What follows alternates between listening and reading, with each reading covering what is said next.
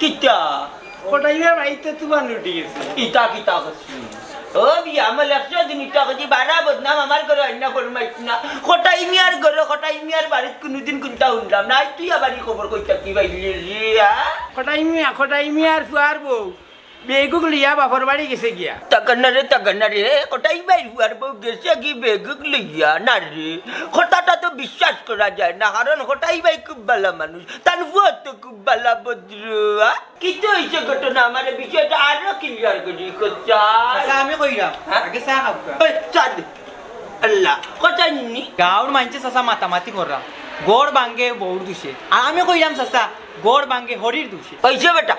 বয়স একজোড়া ই বয়সে মানুষের গিবত গাওয়া চালু মানুষের ঘরের খবর লোয়াত লাগছো না আমি যতটুকু জানি কোটাই ভাই খুব ভালো মানুষ তানোর বউও ভালা ফুয়াও ভালা গড় চলে সুন্দর হইলে আমার কাছে লাগে ওই যে কোটাই ভাইয়ের বউ যে ফুয়ার বউ ওগু একটু ডিলা ডালা বাতাস দিলেও খাইতে যায় জিও চাচা আপনি ঠিক কইছেন আপনি হইলা বিজ্ঞ মানুষ আখটাই চাচার যে ফুয়ার বউ তাই তো খেটা বাইয়া আনতে তো তাইরে মাথা তুলিয়ার আসন আর আফজলে কিতা পারবো নি তাইরে আনতো